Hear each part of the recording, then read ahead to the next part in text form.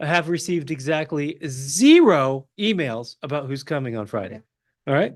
Everybody says verbally, we're coming, but in order to get a tally. So, next weekend, next Shabbat, we will not be online because we actually won't even have services at this time next week. On Friday, come here at 7:15 with a basin and a towel and your Bibles. And we're going to read.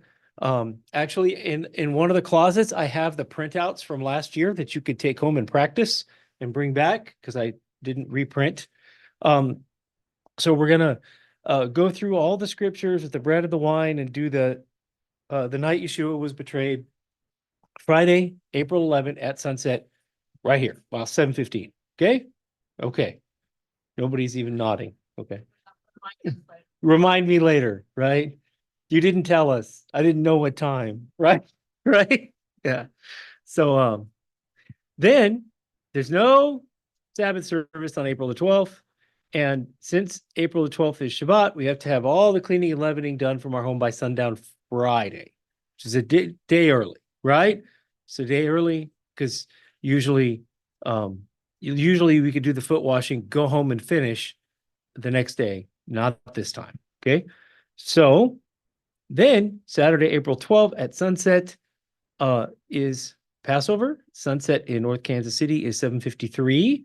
So if you're attending, please arrive at 7:15 for a 7:30 p.m. start. If you're coming to help set up and stuff, I forget what time I said, but to come early. Yeah. Well, 7:15 to come for 7:30 start. But this is a meal. Come dressed for dinner. We're going to have a very long, very scripted dinner with wine or grape juice. And it's not online. It's would be too much to have online, and it shouldn't be a show anyway. That observance shouldn't be a show. So we do need to know who's coming to this one because we have place settings, we have silverware, we have wine glasses, we're literally having a somewhat formal dinner. Okay. So we have to know who's coming because it's going to be a served dinner, right? Right. With what are we having this year? Chicken and salmon. Yep. And then all the parsley and unleavened bread and such that you'd have with a Seder. Right. That's right.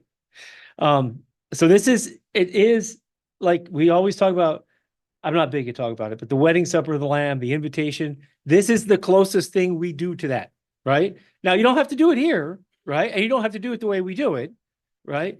But wherever you're going to go, tell people that you're coming and show up and do stuff, right?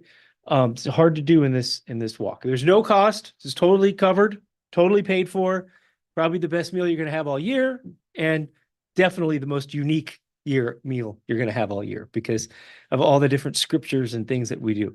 And since we got so many kiddos, we actually have enough, we can part out all the kids' parts too. So there's a script and the kids have different questions that they ask, and then different grown-ups will answer them. So it's very different from what we normally do. Now, the Seder came about. Some people like to say the Last Supper was a Seder. If the Last Supper was anything associated with the Judaism's traditions, it would have been a Havdalah, which is just a dinner that you have at sundown, right? Just a meal. Like it wasn't the Seder. A Seder came about after the temple came down, and it is a tradition. There's nothing holy about it. There's nothing. What's holy is the fact that we're observing the Passover. We're observing Yeshua's crucifixion, his resurrection. We're observing the holy day the best we can outside of the land. So don't think that because this is something that we do that has ritual, not really ritual, but we do the same thing every year. So I guess you'd call that a ritual. But don't think that this stuff is like the way Catholics and Jewish people treat their traditions as if they're holy or something. It's not. It came about because we had a family that when we first started this assembly, the family wanted to have a Seder, and they did. And they opened up their house. We had a bunch of people. but they had a Jewish Seder. They had one where they had set a place for Elijah. It was purely Old Testament and an Old Testament Jewish Seder. And um, well, the next year we had a New Testament Seder, okay? We're further along in the process than that, right? Our goal is not the same goal as the Jews. The Jews are, if imagine if the New Testament didn't exist and you've been in exile for 2,000 years, your goal would be to go back to the land. Our goal is the return of the Messiah and eternity. We're a little bit further along in the process. So ours is available online. Passover for Christians is the webpage for it at firstcenturychristianity.net. You can go and read it. The reason it's out there is for people who are friends of the ministry to or people who are out there looking, like, what should we be doing this time of year, for them to have something to work off of, right? Because we didn't. And so we read a bunch of books and stuff. Okay. So this event is in person only. And if people are motivated to donate, we have a box, I have an address, and we have a page through PayPal that you could donate if you want to. But this meal is free. Then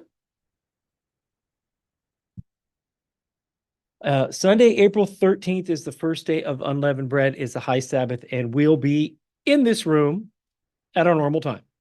We'll come at noon and have lunch, which lunch will consist of the food we did not eat the night before. Okay.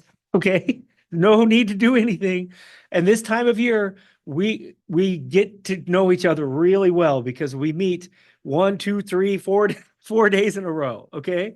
Well, only 3 this year. Yeah, in a row. And so then we'll have services like normal. We will be online at 1 p.m. on Sunday, April 13th. Okay. And then Shabbat, April 19th is the last day of unleavened bread. And it's our tradition to bring all of the unleavened stuff that you have been munching on all week long that you want to get rid of. And we just kind of have a last of the unleavened bread type situation. And so that's what we'll have for lunch on Shabbat, April 19th. And what a blessing to be able to do it all in our little bitty room.